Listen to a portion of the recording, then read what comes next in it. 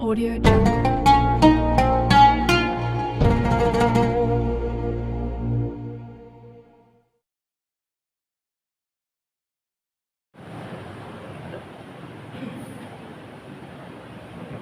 Assalamualaikum warahmatullahi wabarakatuh.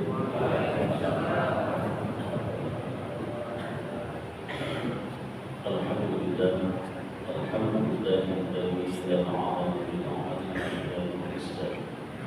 Asyhadu an la ilaha illallah wahdahu la syarika lah wa asyhadu anna Muhammadan 'abduhu wa rasuluhu la ilaha illallah. Allahumma shalli wa sallim wa barik ala sayyidina Muhammadin wa ala alihi wa ashabihi ajma'in. Qala Allah Ta'ala fi kitabihil karim, a'udzu billahi minasy syaithanir rajim. Bismillahirrahmanirrahim. Wattaba'u ma tatlu syayatin 'ala mulki Sulaiman wa ma kafara Sulaiman walakinna asy-syayatina kafaru yu'allimuna an-nasa as-sihr. Al-ayat. Hadirin hadirat jamaah sholat subuh Masjid Istiqomah yang kami hormati, ketua dan serta jajaran-jajarannya, para kiai, para asatidz, asatidzah, para sepuh dan masyarakat yang kami hormati.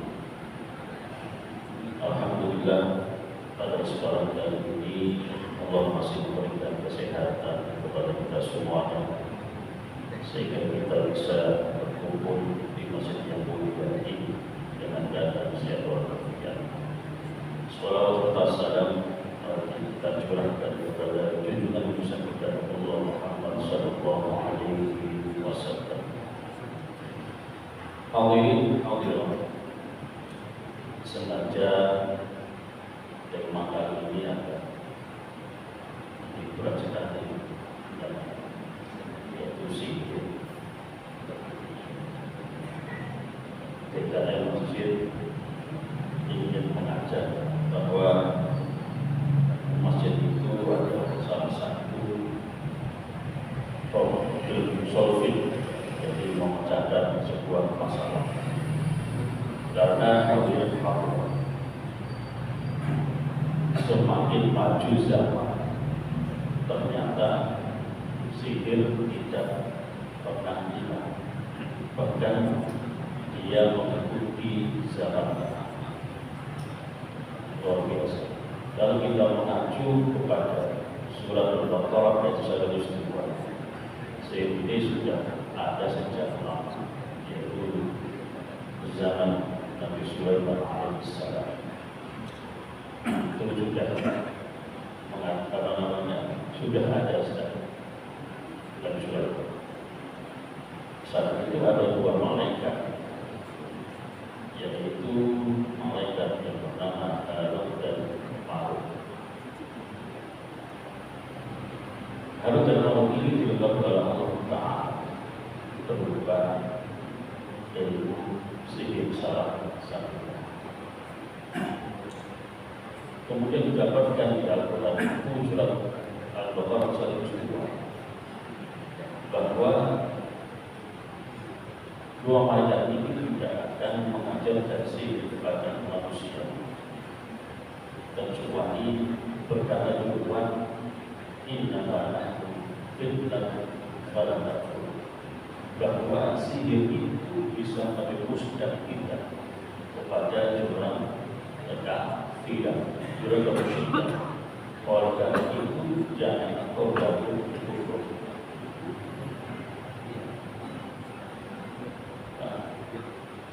Ada dari golongan manusia, yaitu yang bernama Bahadur namanya. Itu santri pertamanya Harut dan Marut yang menerima ilmu sihir itu. Kalau kita perhatikan di sini, berarti ilmu sihir itu berasal dari mana?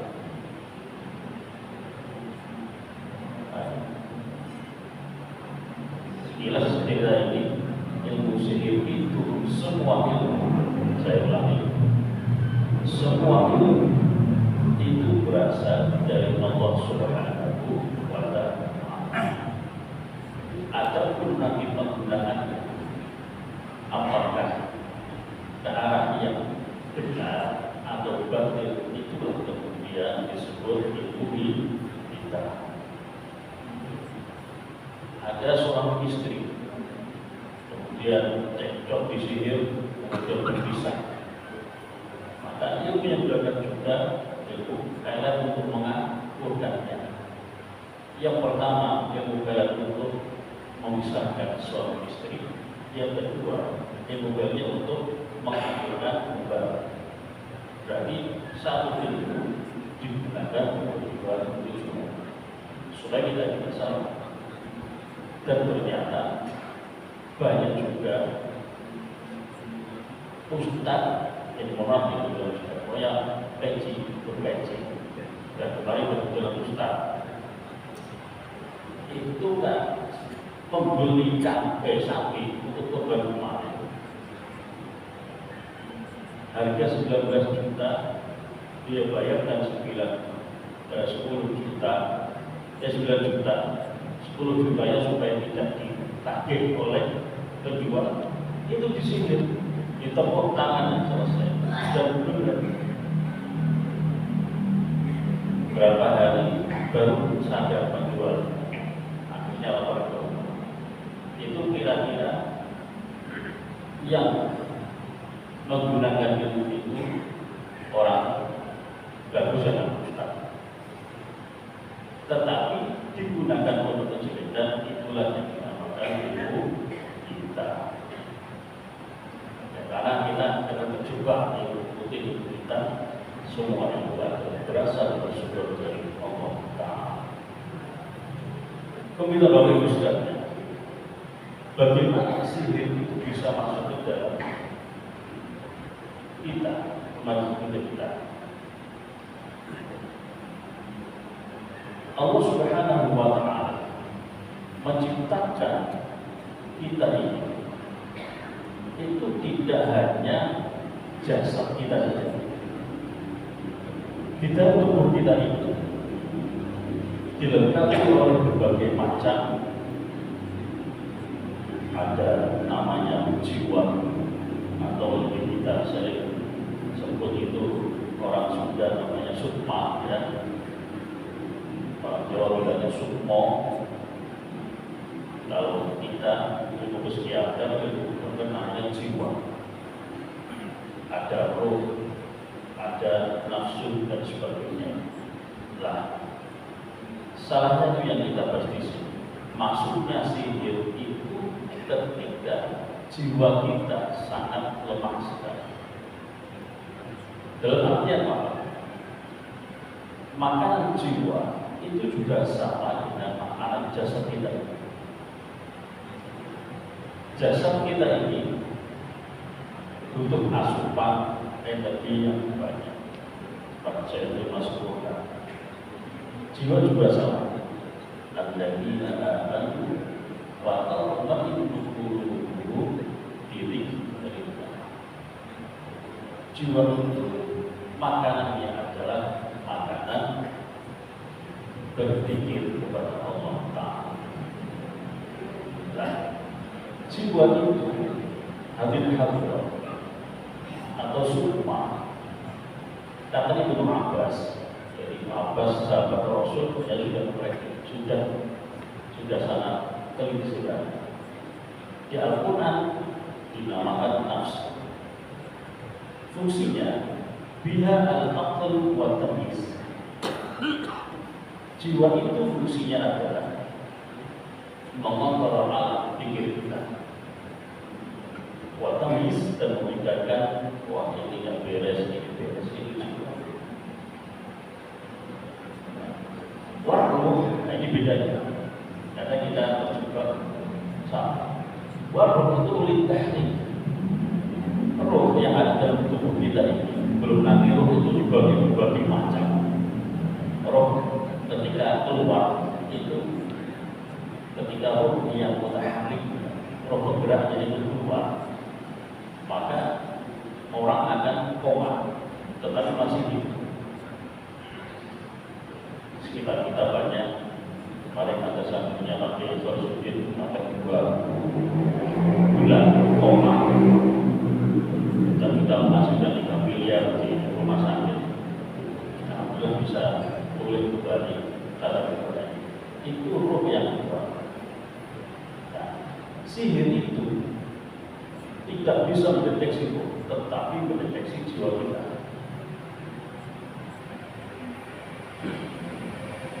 Masuknya sihir adalah melalui jiwa. Fungsi jiwa, fungsi sukma itu, ini kajiannya ada lumayan berat, tapi yang ini harus disampaikan supaya kita ingat kepada Allah.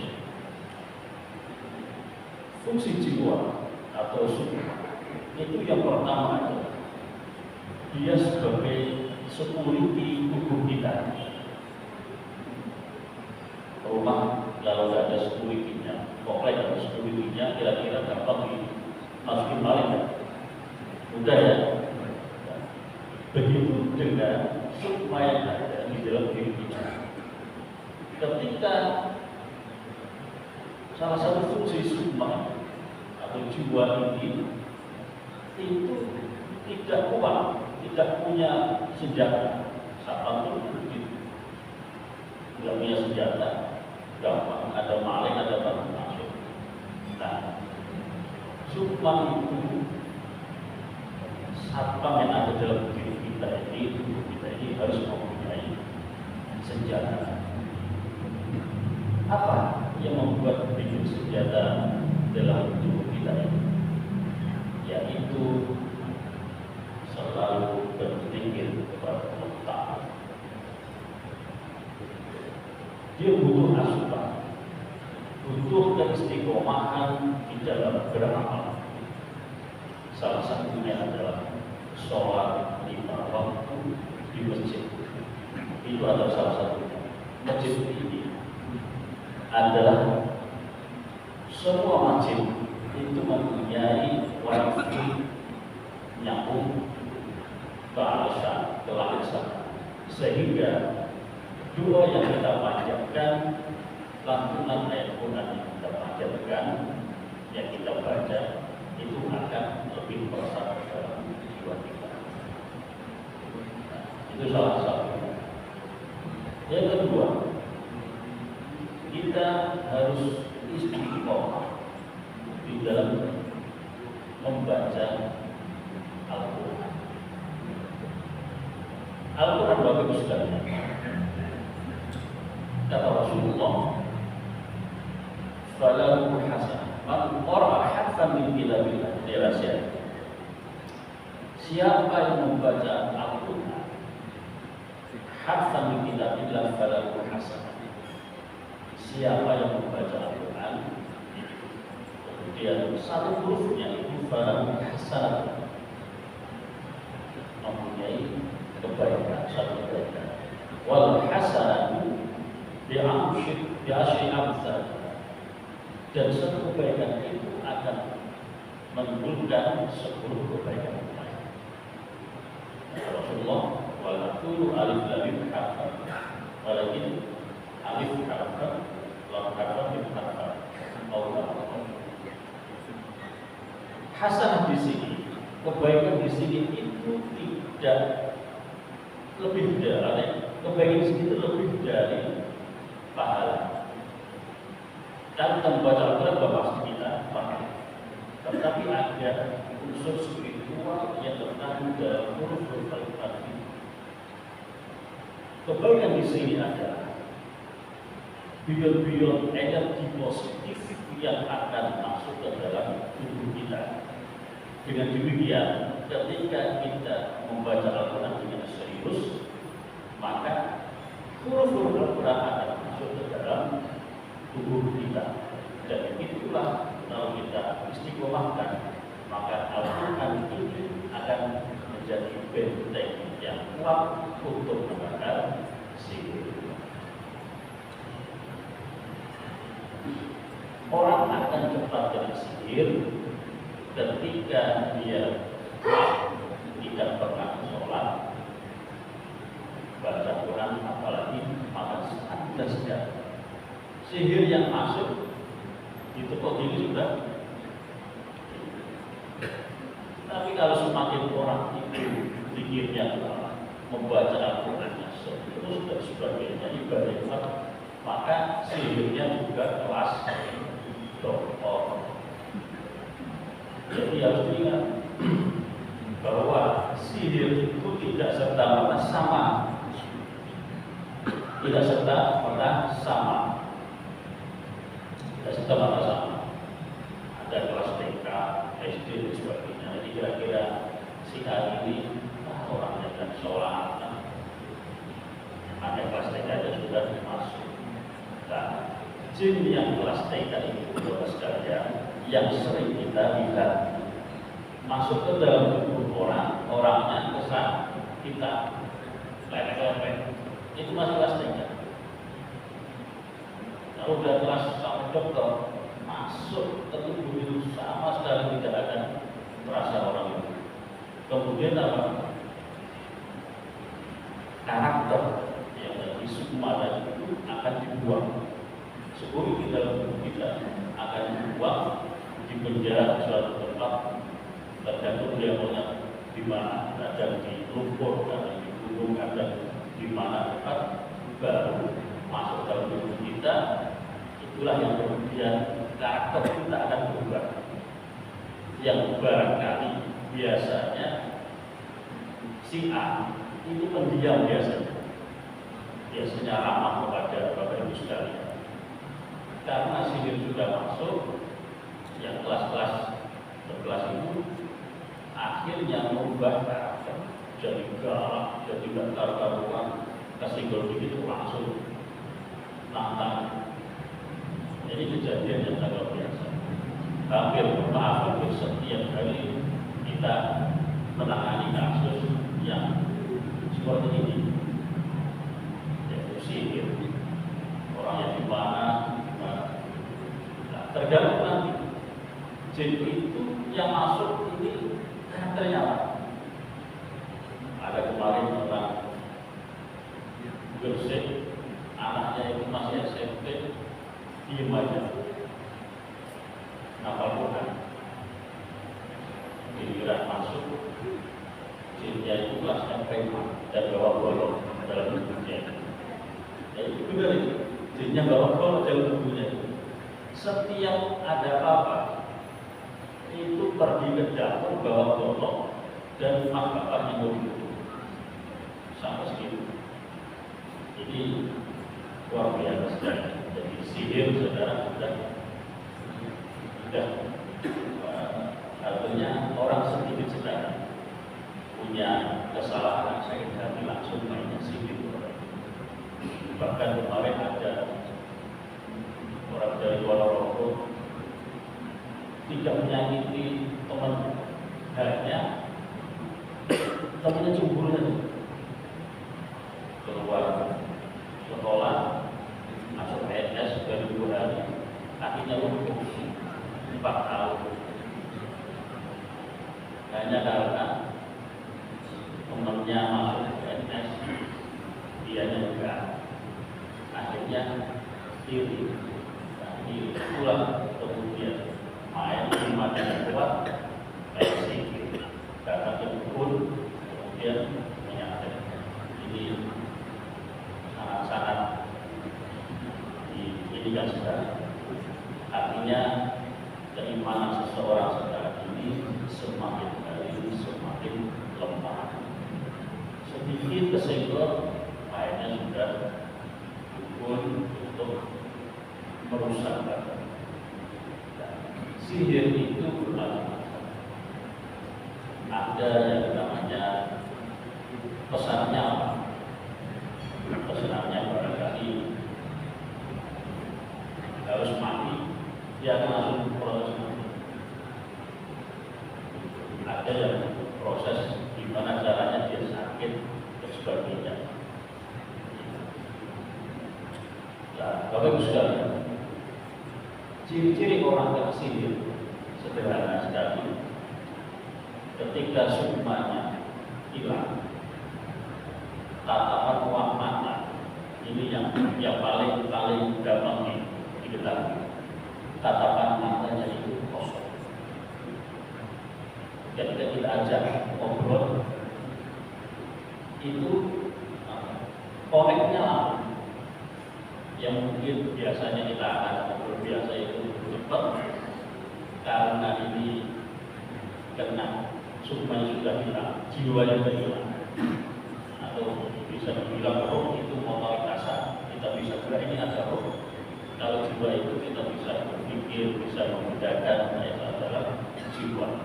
Itu ketika jiwa sudah hilang, tatapan matanya kosong sekali, tidak ada yang ditatap.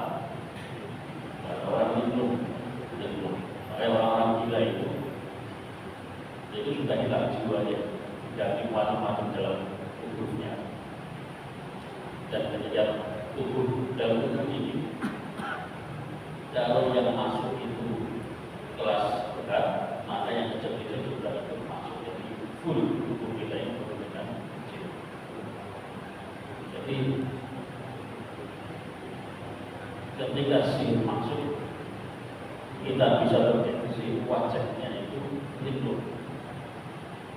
Yang kedua, orang yang kena sin itu pasti akan was-was terus, karena jiwanya yang biasa untuk mengagumkan tubuh kita ini, untuk mengagumkan hati kita, itu selalu kan nggak ada. Jadi akhirnya was-was terus, apa sedikit was-was. Yang ketiga, cirinya adalah ketika tidur malam, dia tidak akan bisa tidur nyenyak. Sedikit banget. Bahkan ada kemarin anggota TPNI itu setiap kali tidur dan itu bertahun-tahun itu kakinya ngegang terus. Kenapa? Karena semuanya jiwanya diikat, ditaruh di jurang, seolah mau digantung. Akhirnya kakinya ketayal terus, dan itu berpengaruh kepada raganya akhirnya kakinya itu ngegang. Bahkan istrinya satu kasur ini ditekan sampai, dan itu bertahun seperti itu. Jadi akhirnya istrinya nggak pernah tidur satu kasur. Itu menyiksa sekali. Orang yang asir itu sangat-sangat tersiksa sekali. Bapak Ibu sekalian,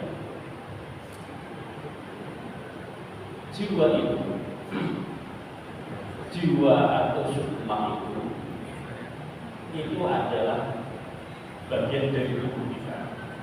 Sehingga ketika jin itu bisa menguasai sukma atau jiwa kita, maka sama saja dia bisa menguasai raga kita.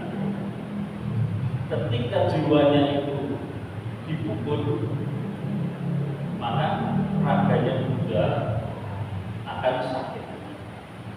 Ketika ada api, jin bawa api di depannya, kemudian membakarnya, itu pasti raganya akan keringetan dan nafasnya akan tersengat. Artinya Al-Quran dalam surat Al-Ma'idah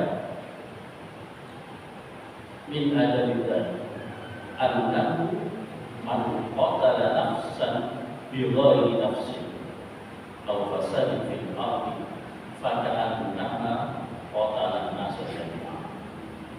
Siapa saja yang membunuh satu jiwa atau merusaknya, maka seakan-akan dia membunuh utuh raga manusia seluruh bumi. Jadi Al-Quran menggunakan kata nafs itu gohir, tetapi imbasnya adalah gohir. Annahu maqtal nafsan itu jiwa adalah tidak bisa terlihat oleh kita kecuali yang Allah kehendaki. Siapa yang dikehendaki Allah untuk bisa melihat, tetapi itu bisa berpengaruh kepada raga kita. Jin ketika sudah menguasai jiwa kita, gampang saja dia akan memenggal sukma kita, raga kita pasti langsung mati. Itu menyatu sekali,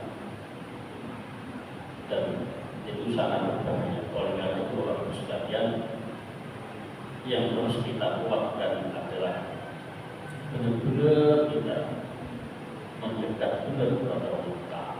Jangan sampai lepas tasbih dalam tangan kita. Berzikir terus. Yang pertama adalah kita dalam wudhu. Dalam wudhu kita kita jangan sampai batal terus. Jadi wudhu terus, setiap batal wudhu, sehingga tidak ada celah jin untuk masuk kita. Dan sihir itu akan mengincar kita terus sampai kena kita lengah langsung. Contoh ada dia yang kesini paling Ustaz, siapa yang paling juga kodam itu 6 tahun hijab.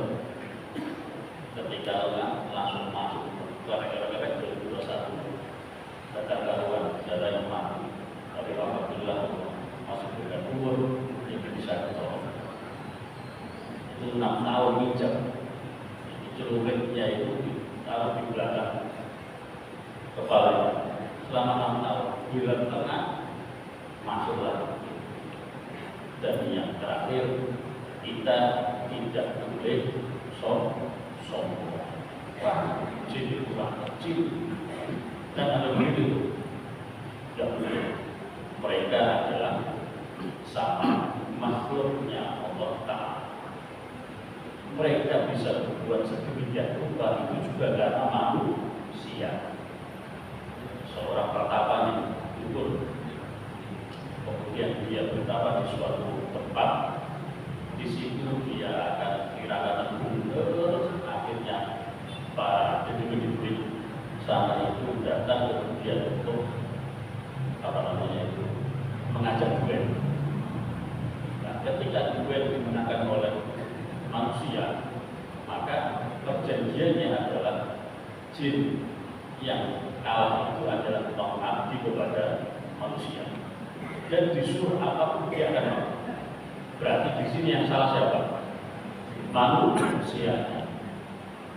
Sifat jin yang tidak ada ikatan, yang tidak terikat oleh manusia, itu adalah bebas mereka. Ketika dia sudah A, B, tetap jin yang punya ikat sama manusia itu akan bisa pandai berbohong, karena usaha laporannya ini dipaksa oleh tamunya, akhirnya jinnya berbohong. Padahal jinnya nggak mampu, tetapi daripada dipukul oleh tuan, jin harus berbohong. Itulah disebut dikenalnya jin itu sudah berbohong. Padahal yang sering berbohong, yang ngajak berbohong itu manusia. Jadi dalam ini saja kita akan tanya jawab, karena ini adalah masalah proyek, tetapi ada di sekitar kita sampai kiamat. Baik, terima kasih Kiai. Ini sekedar pengantar, barangkali bisa disempurnakan dengan tanya jawab. Baik, dimulai Pak Jamin. Assalamualaikum warahmatullahi wabarakatuh. Pak Yai, simpel aja pertanyaan. Kalau penglaris warung atau toko, termasuk juga mungkin penglaris artis, dia selalu dipakai dan selalu di artis. Artis yang selalu penglaris tadi ya gitu. Itu termasuk sihir kan? Apalagi termasuk sihir yang pertama itu. Kemudian kalau saya pernah dengar itu bahwa sampai ada membahas segala itu untuk tadi yang 2 hal itu. Kira-kira gimana itu? Terima kasih. Assalamualaikum warahmatullahi wabarakatuh. Baik, terima kasih. Pertanyaan pertama adalah penglaris. Nah, ini ada 2 metode penglaris. Yang pertama, minta bantuan pertolongan kepada Allah. Yang kedua adalah minta kepada jin, syaitan.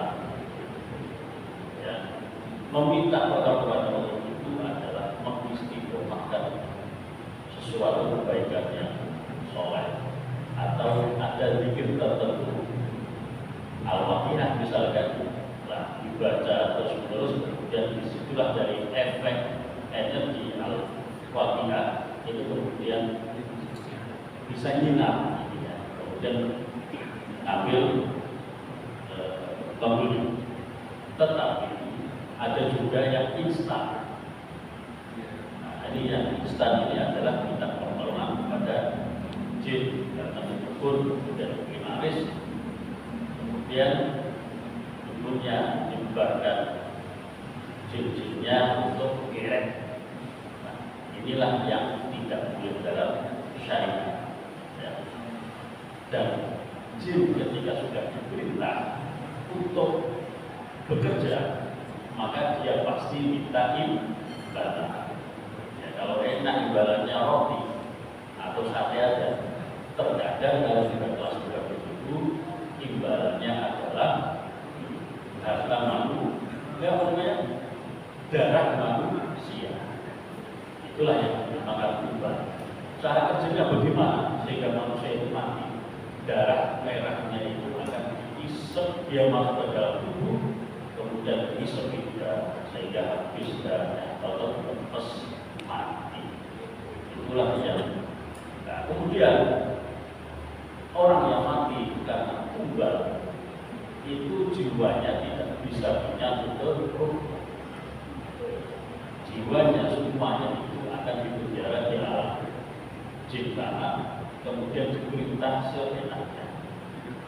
Jadi hari Jumat yang lalu kemarin kita juga ada ujian yang sampai berapa orang yang harus mati, kemudian kita putus perjanjian itu. Artinya kita harus mencari sumber siapa yang mempunyai akad perjanjian itu, jin mana yang mempunyai itu, kemudian kita kontak, kita diskusi, musyawarah, kemudian kita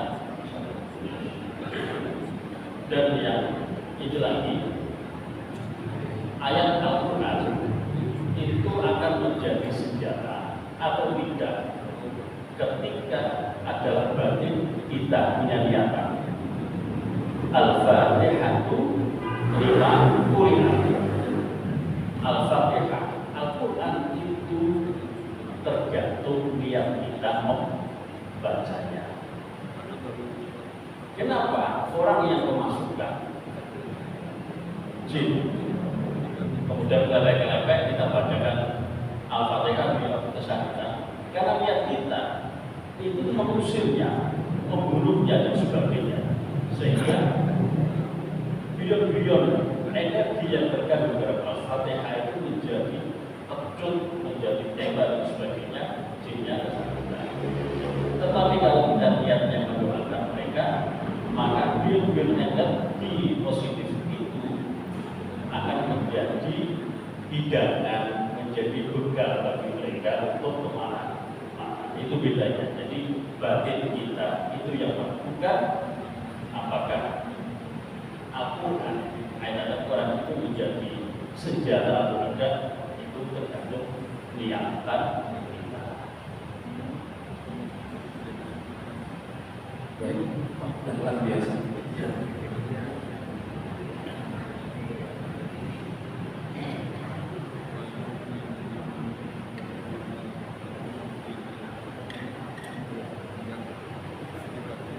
Bismillahirrahmanirrahim. Assalamualaikum warahmatullahi wabarakatuh.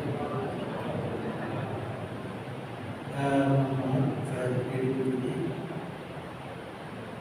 berbicara mengenai sihir yang tadi Bapak katakan. Alhamdulillah saya lihat di mana-mana ada. Di kampung saya itu sihirnya banyak banget. Di Makassar dan sana juga banyak. Di Medan juga ada di mana-mana.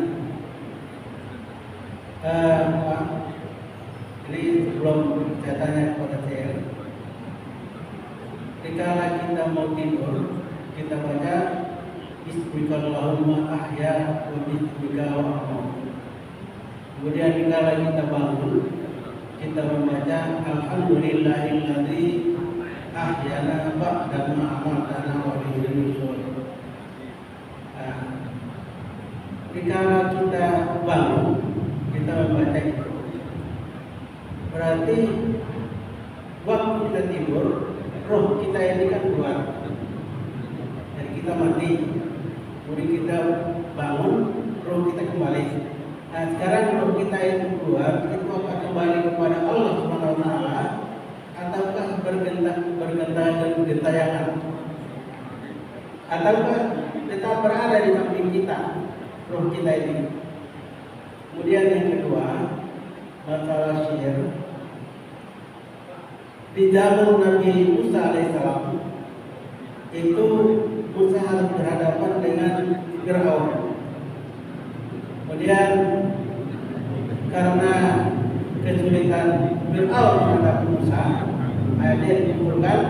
Kemudian mereka mengeluarkan sihir. Jadi Fir'aun mengumpulkan, kemudian sihir. Begitu tali dilepas, muncullah ular yang kecil. Kemudian saat itu orang pada ketakutan.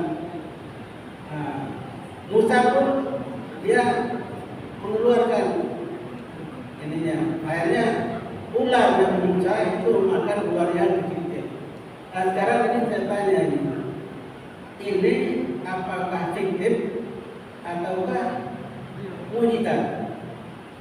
Apakah benar mujizat dari Allah ataukah ini merupakan sihir? Ya, terima kasih. Assalamualaikum warahmatullahi wabarakatuh. Terima kasih pertanyaannya. Tadi ada yang kurang saya sampaikan. Salah satu yang ampuh ketika kita menangkal sihir adalah kita mau hidup itu yang diajar oleh Rasulullah adalah berwudu, kemudian sholat 2 rakaat, kemudian kita membaca Al-Ikhlas, Al-Falaq, An-Nas, kemudian ayat Kursi. Ketika baca yang diajar oleh Rasul, maka energinya itu akan menjadi perisai dalam tubuh kita, dan sihir mau masuk itu akan susah payah. Jadi yang Al-Fatihah dengan Quran itu roh ketika kita tidur itu, baik kita berbicara roh sebenarnya itu adalah roh dalam tubuh kita ini ada berbagai macam. Roh mutaharrik, penggerak yang kita bisa mentarik. Israel alaihissalam, malaikat Israel bagi Ustazah, ketika mengambil roh kita itu adalah roh ilahi, namanya roh ilahi yang ada dalam di jantung kita, dan itu sesuai dengan aliran darah kita, sehingga ketika Israel mengambil nyawa kita itu dari bawah darah akhirnya ke atas sama itu bilang itu ruh ilahi yang diambil oleh Israel. Nah, roh ketika kita tidur itu biasa masuk maya kita kemana-mana. Wa yusilul ukhra ila ajalin musamma.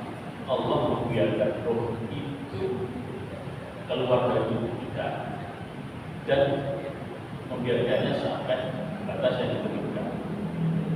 Surat Al-Zumar ayat 2, Allah yatawaffal anfusa hina mautiha wallati lam tamut fi manamiha. Dan yang kedua adalah ketika lam tamut fi manamiha itu rohnya akan tetap keluar dari tubuh kita, roh yang lahir sama jiwa kita.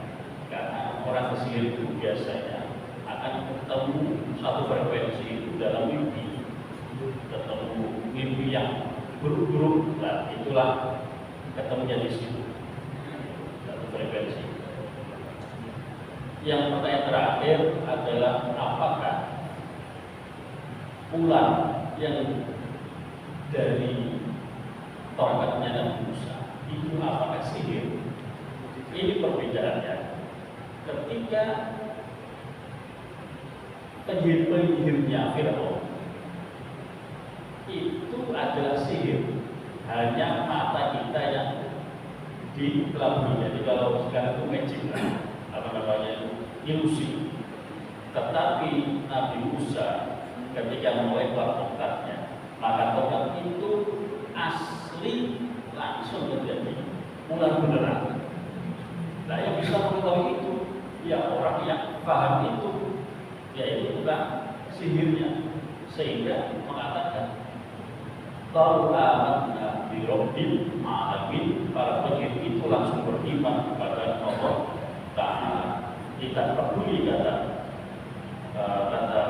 Fir'aun, kalau kau diangkat mau ada di tangannya, kakinya mau diputus sama Fir'aun, tidak peduli, karena sudah pasti itu adalah mukjizat dari Allah Ta'ala. Itu beda ya, jadi real. Sehingga yang mau lihat lihat oh, ini bukan sihir, ini bener kan ular ini. Bahaya kita itu sebabnya tidak ada. Jadi real itu adalah ular. Ya. Terakhir, Pak Prof. Iya itu itu.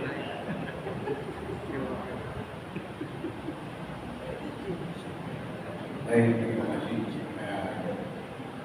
Pak Kiai, banyak yang ditanyakan. Sebelum satu mungkin SD. Waktu saya masih mahasiswa, saya diajak mengeliminir setan yang datang ke rumah. Setan apa jurik ya? Itu kejadiannya di Pantai Kampung.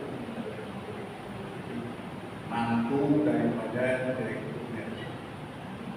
Saya diajak oleh Kiai Ustaz dari Mungkin. Dan itu saya maka saya jemput juga dengan direkturnya dan apalagi kita naik kasir DPP Bapak Kareka. Sampai di alamat itu anjing ramai yang nyambut kita datang, macam-macam suara di rumah dekat tetangga dia lah. Sampai di rumahnya saya tanya, Pak Kiai, tugas saya apa sih kalau main dua? Ada.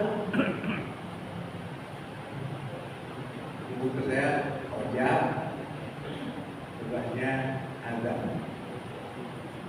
aja. Jadi saya dari pintu 1, 2 sampai 3. Dia cerita lebih dulu riwayat tentang setan. Terus adanya katanya itu dia menjadi tempat-tempat yang tidak dibunuh oleh kita. Rumah dari juga mandi. Dan saya mohon penjelasan ulang, mudah-mudahan kita apapun yang terjadi pada diri kita, di rumah kita, mungkin kalau memang itu sudah jelas, azan itu salah satu penanggal untuk kita, tidak apa-apa azan itu. Terus yang kedua,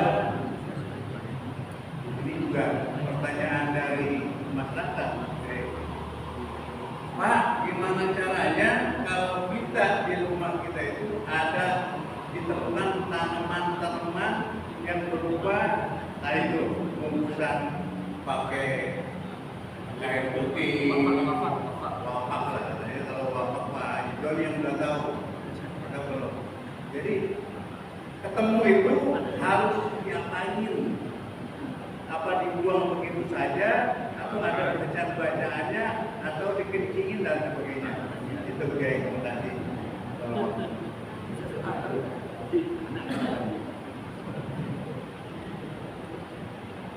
Yang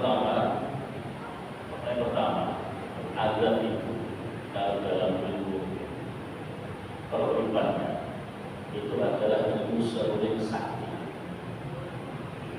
Jadi kalau kita mau mempelajari ilmu seorang guru atau yang lain, itu kita azan dan iqamah. Oke, dikit lupa. Waktu IAIN dibangun, beliau itu memindahkan jurik-jurik itu dari rumah-rumah dinas dosen, termasuk rumah Pak Rektor Pak Presiden. Dipindahkan, digendong-gendong, pindah ke beliau. Dan almarhum dengan Allah Ridho dan kemudian itu sempat tuh Pak Kiai itu ditugaskan untuk gendong pindah-pindahkan itu baik. Saya ulangi bahwa azan itu adalah ilmu seruling sakti. Saya bukan jadi ketika kita berperang melawan mereka, artinya berperang kayak di YouTube ya. Di YouTube itu lebih kayak anak kecil gitu ya. Tapi benar-benar dia juga di mana, kita di mana, disitulah jiwa kita, sukma kita keluar, kemudian berperang di situ. Nah, untuk mereka itu adalah pakai salah satunya jurusnya adalah azan seruling sakti. Maka ketika ada jin-jin yang juga itu lari terbirit-birit itu memang tidak. Ya. Kemudian kita sebagai khalifah manusia ini sebagai khalifah firman tidak boleh semena-mena kepada makhluk yang lain. Pertanyaan saya, jin itu musuh atau makhluk?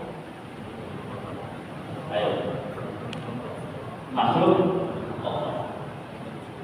Yang menjadi musuh kita adalah inna syaitana lakum aduwwun fattakhiduhu aduwwan. Yang menjadi musuh manusia adalah syaitan. Syaitan itu minal jinnati wal ins. Kebanyakannya memang syaitan itu dari golongan jin. Dan manusia juga bisa jadi setan, ya, itu sifat. Nah, jin adalah makhluk Allah, sama seperti kita. Mereka juga mukallaf, artinya mereka jahat, neraka. Mereka baik juga surga. Sehingga kita tidak boleh semena-mena kepada mereka. Mereka salah. Sedikit langsung kita bacakan ayat kursi. Itu aslinya apa? Tangannya bisa teriris, kepalanya bisa terpotong. Apakah kita mempunyai teman kemudian memberikan motor kepada kita? Kira-kira kita sedikit, kemudian kita tega untuk memotong kepalanya. Tega nggak? Nggak tega ya. Oleh karena itu, orang-orang tua kita dulu, ketika ada orang yang kesurupan, nah ini boleh bisa dipraktekkan. Yang pertama adalah kita ajak diskusi, salam. Tadi salam aja, salam, ajak diskusi aja. Dan mereka senangnya itu adalah doa. Ibaratnya seorang raja kemudian memberikan doa kepada bawahannya. Itulah kita khalifah. Jadi nggak boleh semena-mena.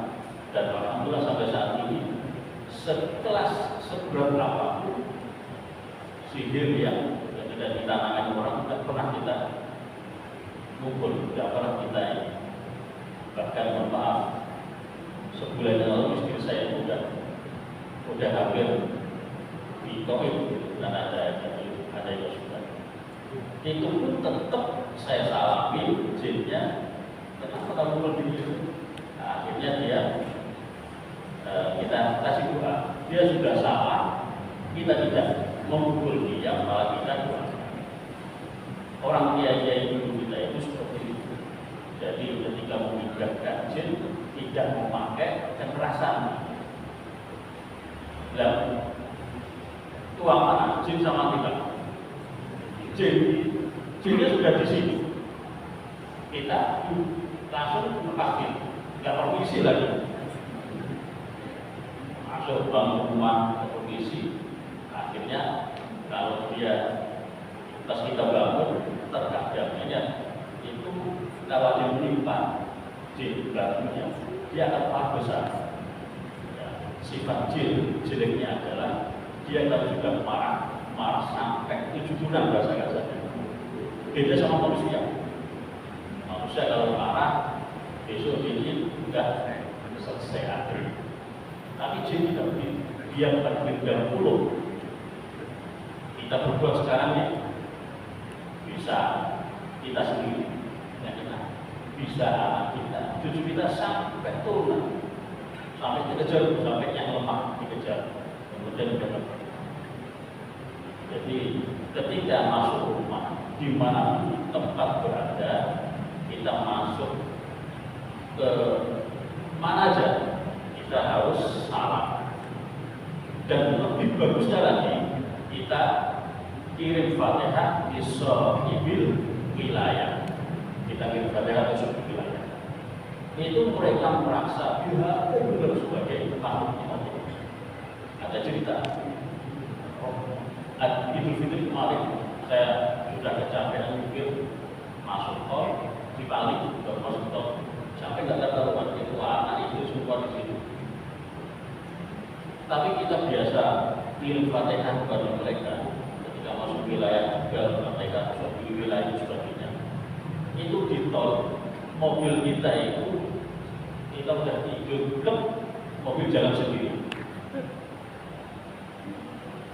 60 km per jam. Kok bisa dianggap apa?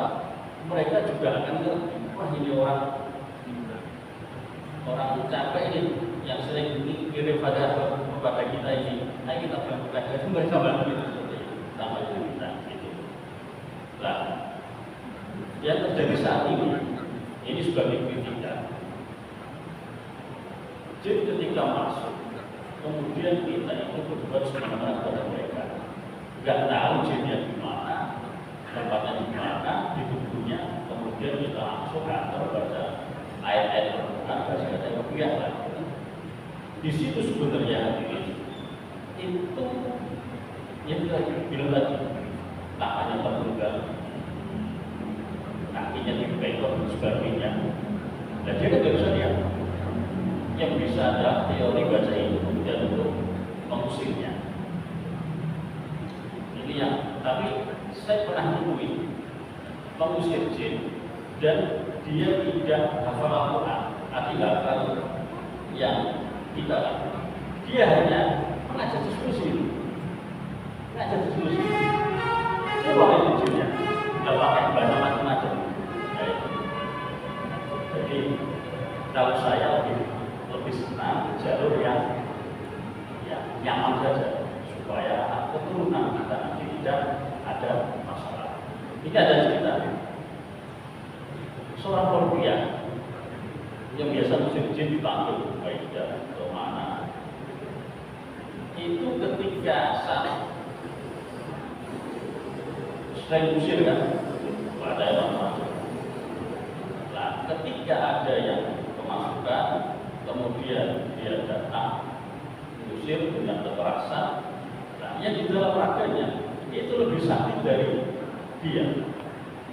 Akhirnya jiwanya semua dia itu dibuang ke Tangkuban Perahu, di Gunung Tangkuban Perahu di kawahnya. Jin-jin yang dia usir masuk ke dalam tubuhnya dan itu sampai antar seorang Islam. Khutbah Jumat tiba-tiba langsung pingsan, perutnya dipukulin pingsan, ngimamin pingsan, akhirnya 6 tahun dan mau juga nggak tahu ngimamin, dan dia merasa itu pasti itulah saya. Sehingga saat itu ya kita bagaimana caranya musyawarah mereka keluar, kita bikin semuanya sehingga bisa kembali boleh kita seperti itu. Jadi ajaran orang tua kita jin itu juga makhluk Allah yang tidak boleh kita semena-mena mengajarnya. Ya, seperti itu. Dan alhamdulillah saat itu ketika kita pernah diminta pindahin, benar-benar kita menangis bahagia. Menangisnya apa? Itu di Gerah Bintaro. Tadi kita berdua sama teman-teman. Di Gerah Bintaro yang tol itu, kalau di sini tol itu, terus lampu merah belakang. Di situ ternyata ada jin, tetapi makomnya sudah kiai haji. Kiai haji itu namanya. Jamaahnya itu 50 juta gitu. Santrinya, jin semuanya. Ada yang juga ada jalan, tetapi semua ngaji sama Pak Kiai itu. Apesnya, anak buahnya itu bikin ulah ada satu klinik gigi di situ yang menjadi 1-2 santrinya yang berulang setiap hari baru anjak terus di klinik itu. Kemudian setiap orang mau masuk dibikin gajah pasiennya. Akhirnya di situ laporan ternyata kita ketahui dia ternyata klinik ini sudah 1.500 tahun yang lalu sudah memiliki di sini. Kita manusia baru di sini. Nah, sehingga mau nggak mau kita harus memindahnya. Dengan apa ya? Ya di alam jin itu kita memindahnya dengan musyawarah. Di situ ada masjid gede, lebih gede dari ini, ada pesantrennya juga. Jadi kalau seperti itu, kalau kemudian kita pukul-pukul, bagaimana? Kiai kita pukul lagi, soal nanti kita. Akhirnya kita bermusyawarah. Al-Quran bilang syuro baik, lalu berdiskusi, bermusyawarah di antara kalian. Artinya manusia dan jin itu juga bisa bermusyawarah dan bisa dari Allah Ta'ala. Demikian. Baik, izin karena waktu sudah lewat. Barangkali Bapak Ibu secara pribadi tertarik dengan kajian ini bisa hadir di malam Sabtu. Kita ada selain dia boleh kita bicara tentang hal tersebut. Jadi bisa berseri. Sekaligus aku dosen masyarakat yang telah hadir di Kasub ini sekali setiap acara kuliah tersebut. Secara pribadi, secara kami atas nama mereka juga berterima kasih kepada